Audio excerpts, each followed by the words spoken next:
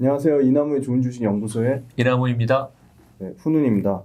교수님, 2030년까지 장기로 보유할 주식, 해외 주식이네요, 전부. 그러니까 오타가 아니고 2030년. 그러니까 이제 지금 2021년이니까 이제 우리 8, 9년 동안 장기 보유를 권하는 종목이고, 제가 특별히 이제 해외 투자 종목으로 골랐습니다. 뭐 대부분 미국 주식이지만 이제 프랑스 명품 회사도 2개 들어있는데 가장 큰 이유는 요즘 이제 해외 투자로 눈을 돌린 그 국내 개인 투자가들이 많은데 그거는 다행입니다. 왜냐하면 장기적인 성과가 좋은 기업이 해외가 국내보다 더 많거든요. 물론 국내에도 뭐 아주 뛰어난 기업들이 많지만 그런 면에 있어서 다행이지만 너무 많은 전문가들이 그 전문가들도 실제 해외 투자 경험이 없는 분들이 너무 무작정 해외 투자를 권함으로써 실수를 하지 않을까 그런 이제 노파심에서 조금 어떻게 보면 점잖은 종목, 우리가 아는 제품과 서비스를 만드는 아주 진짜 검증된 기업을 중심으로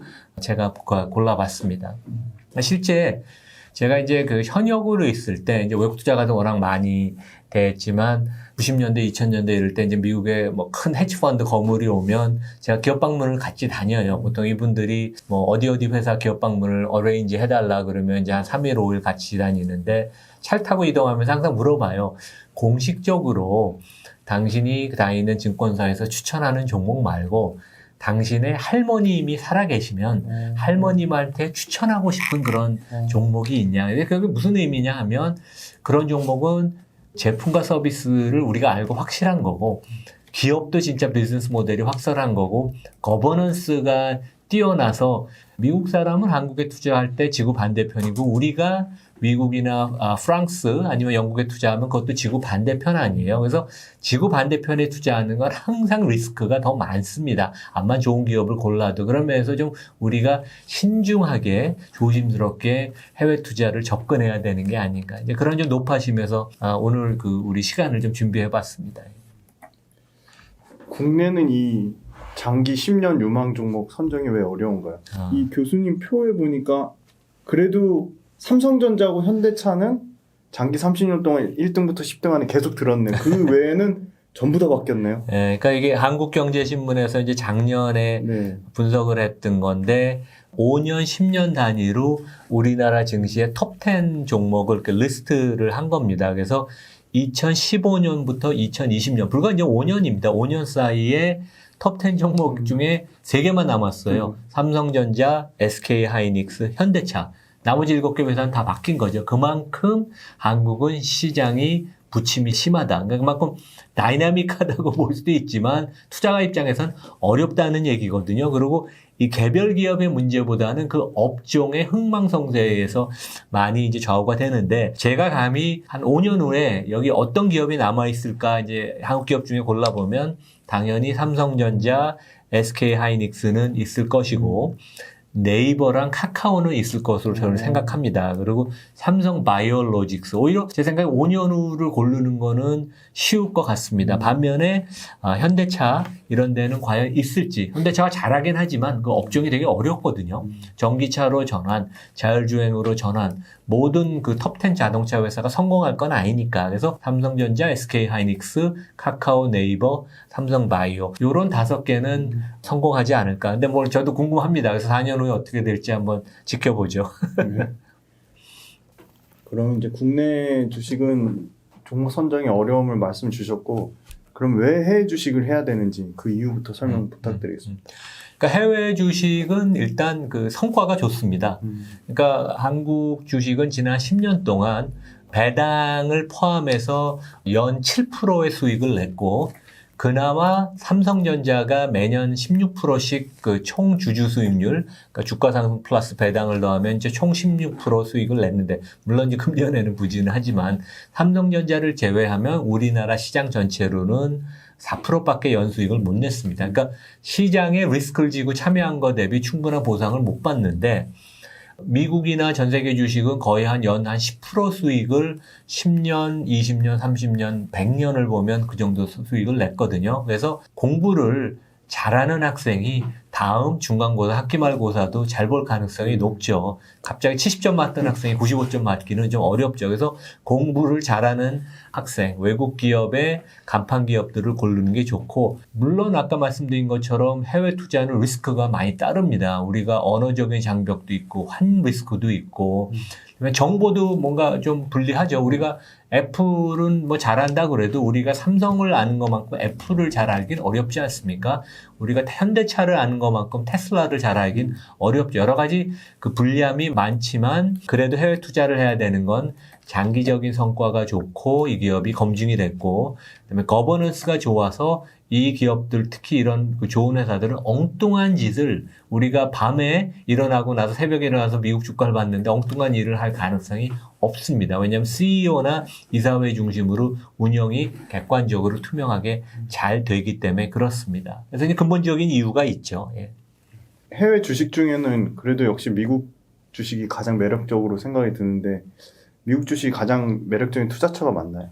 그렇죠. 그래서 EU가 유럽 주식이 장기적으로 미국을 언더퍼폼 하다가 이제 올해 어떻게 보면 처음 이제 따라가는 모습을 보이고 미국이 가장 그 다이나믹한 회사들이 많습니다. 경제도 다이나믹하고 좋은 인력을 전 세계에서 끌어들여서 특히 이제 실리콘밸리가 대표적인 거죠. 그래서 새로운 기업이 우수한 기업들이 많이 창업이 되고 왜냐면 뭐 구글 같은 데도 대표적으로 그 유학원 학생들이 차린 거죠. 테슬라 같은 데도 사우스 아프리카에 있던 사람 그 일론 머스크가 캐나다를 거쳐서 미국으로 간 거고 그래서 그러한 그 역사가 계속 반복이 되고 중국은 저는 뭐 홍콩 싱가포르 근무를 오래 해서 중국 기업을 잘 알지만 특히 지금 상황에서는 시진핑의 정책이 어떻게 될지 모르기 때문에 중국의 경제 성장, 중국의 기업의 성장성을 평가하는 게 거의 불가능합니다. 그래서 주가가 많이 빠졌지만 당분간은 계속 조심하는 게 좋은 게 아닌가. 그러면 확실히 검증된 미국 기업 위주로 일부 아주 비즈니스 모델이 뛰어난 유럽 기업을 중심으로 포트폴리오를 구성하는 게 좋지 않나 그렇게 생각을 합니다. 예. 한국과 달리 미국은 시가총액 상위 10개 종목이 큰 변화가 없습니다. 우리 이렇게 표에서 보시다시피 우리 얘기하는 빅테크 2010년부터 2020년까지 보면 애플, 마이크로소프트, 아마존, 알파벳, 페이스북이 10년 전에도 1등부터 5등을 동무대를 했고 그 다음에 작년에도 그랬거든요. 그리고 여기다 이제 최근에는 이제 테슬라가 들어갔죠. 그래서 제 생각에는 5년, 10년 후에도 이 5개 기업 플러스 테슬라는 거의 확실히 들어있을 걸로 보이기 때문에 오히려 미국 기업이 쉽지는 않지만 또 이렇게 단순하게 생각하면 어렵지는 않다. 그런 얘기를 드리고 싶고 그다음에 이제 미국 기업의 그 특성 중에 하나가 되게 주주 친화적이에요. 제가 아까 거버넌스가 좋다는 얘기를 했지만 그러니까 미국은 CEO나 이사회 멤버들이 진짜 주주를 위해서 일한다고 생각하는 기업이 대부분입니다. 100% 그런 건 아니지만 그래서 이번에 3분기 실적 같이 기업 이익이 아주 좋으면 꼭 필요한 투자를 제외하고는 R&D나 설비 투자는 꼭 해야 되죠. 장기 성장을 만들려면. 그 나머지 돈은 주주한테 돌려주려고 합니다. 그게 이제 배당을 통하건 자사주 매입 소각을 통하건 여기 이제 그림을 보시면 금년 들어서 이게 골드만삭스 분석인데 파이낸셜 타임스가 이제 집계를 하고 이미 자사주 매입 소각을 발표한 게 사상 최고치고 이런 추세는 내년에도 계속될 걸로 보입니다. 그래서 가령 JP 모간이 3분기 때 116억 달러 한 14조의 순이익을 냈는데 그중에 한 80%를 주주한테 배당 아니면 자사주 매입 소각으로 돌려주겠다고 발표를 했습니다. 그래서 한국은 최근에 이제 배당이 조금 증가는 하지만 우리 기업들이 그런 면에 있어서는 아직까지도 좀 갈 길이 멀다. 그리고 금융기관 같은 데는 또 이제 금융당국이 과도한 배당을 못하게 창구 지도를 하니까 그런 이제 그 문제도 있고 그래서 인식의 변화가 필요하고 국내 주식은 해외 주식, 특히 미국 주식과 이제 차별화가 되는 그 어떤 펀디멘털한 요인도 있다고 보입니다. 업종별 성장성과 이 리스크를 표로 가져오셨는데 이 표에 대해서 설명 부탁드리겠습니다. 그러니까 제가 이제 10개 종목을 갖고 왔는데 다양한 업종입니다. 근데 이제 우리가 보통 아는 기업이지만 우리가 일반적으로 그 어떤 한 종목, 기업을 얘기할 때 그 종목이 그 기업이 어느 업종에 소속되어 있느냐를 아는 게 되게 중요합니다. 왜냐하면 업종별로 장기적인 성장성과 리스크가 많이 틀립니다. 그것은 과거에도 반복이 됐고 앞으로도 그럴 것이거든요. 그래서 이제 우리가 보통 얘기하는 가장 대표적인 지수를 발표하는 MSCI, 모건 스탠리 캐피털 인터내셔널이라는 데가 업종을 11개로 분류를 합니다. 근데 여기 보면 이제 10년 평균, 우리가 이제 장기 투자를 하면 항상 이제 10년, 5년도 좀 짧아서 10년을 제가 얘기를 하겠습니다. 그러면 우리가 상식적으로 예상할 수 있는 것처럼 IT가 거의 연 20%에 가까운 장기 주가 성과, 여기는 주가 상승 플러스 배당이 포함이 된 거고, 다음으로 높은 게 헬스케어, 연 한 15% 가까운 성과를 냈고, 경기 관련 소비재, 여기는 뭐 LVMH 같은 명품 회사, 나이키, 스타벅스 이런 것들이 들어갑니다. 여기가 한 연 14% 수익을 냈고, 전 세계 시장은 지난 10년 동안 연 한 10% 올랐습니다. 근데 그것보다 조금 못한 것들이 자동차 및 부품. 근데 이게 이제 금년에 테슬라를 포함을 시키면 요거보다는 숫자가 높을 거예요, 되게. 그리고 이제 금융은 우리가 지난주에 공부했던 것처럼 핀테크랑 이런 그 결제 IT 회사의 마켓시어 잠시 계속되고 기술의 변화로 인해서 마진 프레셔가 많기 때문에 금융은 전반적으로 시장보다 좀 못하다. 그리고 이제 우리가 제가 여러 번 얘기한 필수 소비재, P&G, LG생활건강 이런 그 회사들은 시장과 거의 비슷한 수익률, 연 한 10% 수익률을 보였습니다. 근데 이제 필수 소비재 같은 데가 가장 리스크가 적죠. 왜냐하면 제품의 수요가 꾸준하니까 헬스케어도 제품의 수요가 꾸준하고 그래서 업종별로 성장성의 차이가 항상 있고 그 다음에 업종에 수반되는 리스크도 틀려서 우리가 그것을 좀 알고 투자를 하는 게 좋다. 그런 얘기를 드리겠습니다. 리스크 관련돼서는 그럼 역시 소비재가 가장 리스크 측면에서 좀 안정성이 있다고 보시는. 그러니까 필수 소비재. 그러니까 우리가 이제 저 오늘 이제 뭐 면도하고 왔고 그다음에 칫솔, 그다음에 뭐 화장품, 담배, 맥주 이런 것들을 이제 우리가 거의 뭐 매일 쓰잖아요. 그러니까 뭐 경기가 좋든 안 좋든 그렇다고 뭐 경기가 좋다고 우리가 양치질을 10번 하진 않습니까? 양치질 2-3번 하죠. 그러니까 항상 수요는 꾸준하고 그다음에 이런 회사들은 프라이싱 파워가 또 있어요. 우리 그 아까도 우리 촬영할 때 얘기했지만 그래서 제품의 물량은 연 3에서 5% 정도 증가하고 가격을 3에서 5% 올리면 매출액이 한 7에서 10% 증가하고 기업이익은 그 정도 아니면 조금 더 높이 증가합니다. 그래서 되게 안정적이고 리스크가 가장 적고 그다음에 여기서 이제 경기를 가장 많이 타는 데가 금융, 자동차, 경기 관련 소비재, 그다음에 IT 뭐 이런 거는 경기에 좀 민감해서 뭐 IT 같은 데 장기 성장성은 높지만 이제 올해 특히 이제 삼성전자가 안 좋고 4분기부터 기업이익이 많이 꺾인다고 하죠. 이제 그런 게 결국 수급의 문제, 경기의 영향을 이제 실제 받는 것을 단적으로 보여주고 있습니다. 네, 그럼 이제 본격적으로 10대 기업 소개 부탁드리겠습니다. 네.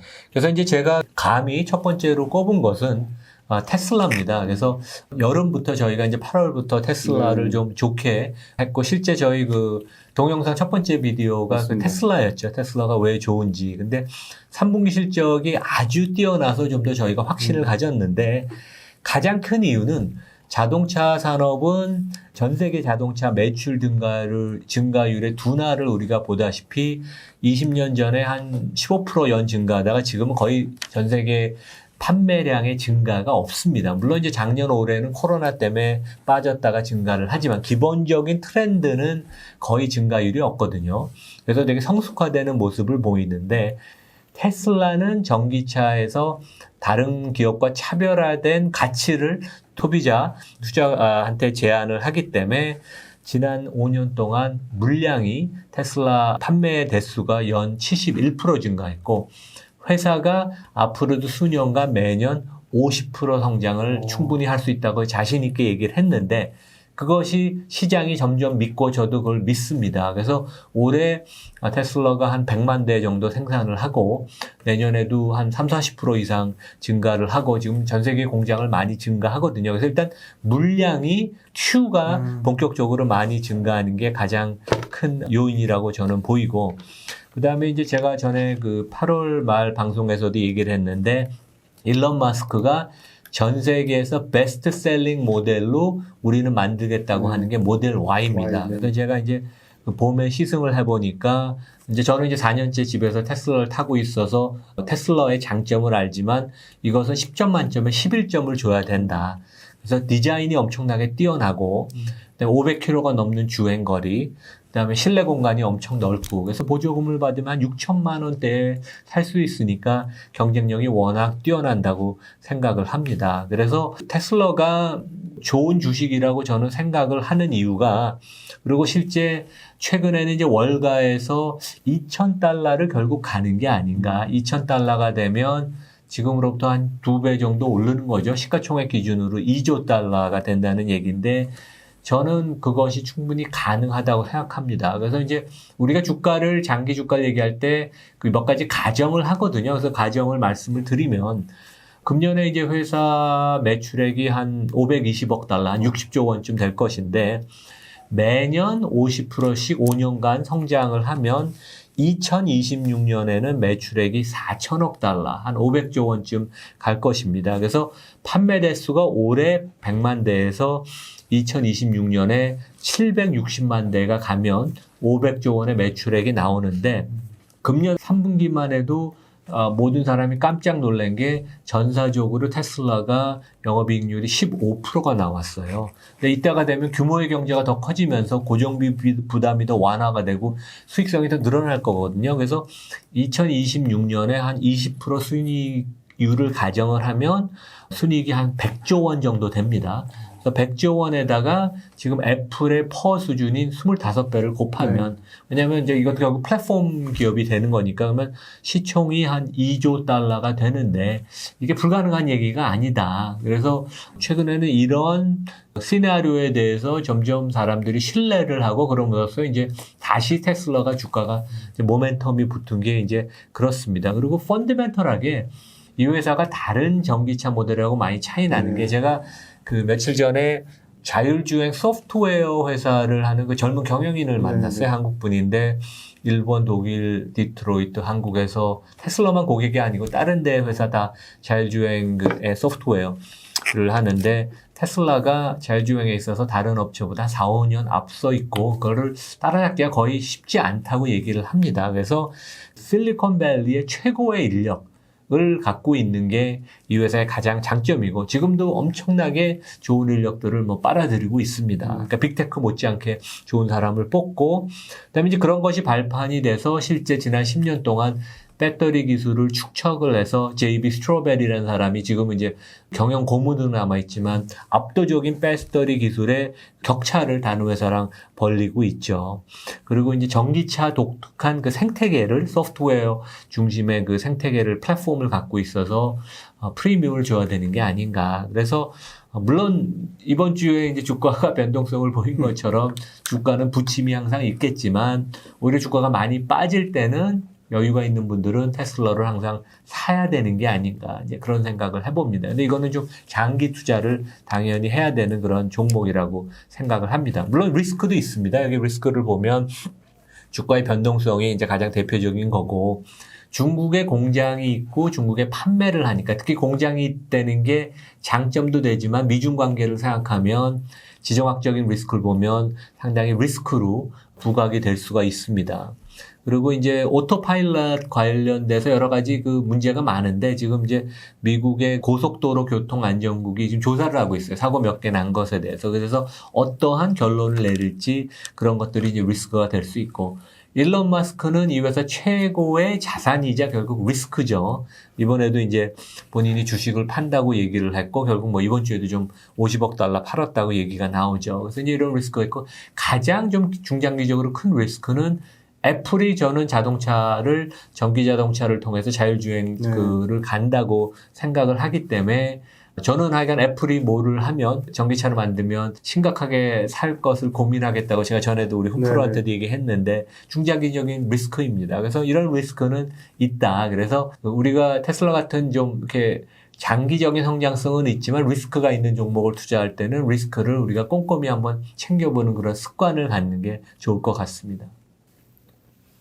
전기차가 애플은 아직 안 나왔고 그 전에 지금 기존의 폭스바겐이나 이런 강한 전통 그 내연기관 업체들이 빠르게 지금 캐파를 엄청 확장하고 또 인력도 많이 뽑고 현대 기아차를 포함해서요. 그런 기존의 내연기관 차들의 빠른 추격은 그렇게 큰 위협이 안 된다고 보시는 그러니까 거죠? 시장을 키울 거라고 저는 봅니다. 그러니까 전에도 한번 제가 얘기했는데 제가 9월에 부산 내려갔을 네. 때 그 포르쉐 타이칸 전기차를 제가 시승을 해봤는데 깜짝 놀랐습니다. 성능이 좋아서. 그래서 그 독일 업체들 같은데 뭐 현대도 뭐 전기차를 만들지만 하여간 좋은 제품을 만들면 만들수록 소비자들이 전기차에서 더 확신을 가지면서 시장이 커지죠. 그래서 당연히 테슬라가 지금 미국 시장에서 마켓시어가 한 60, 70% 됐는데 그 마켓시어는 내려가겠죠.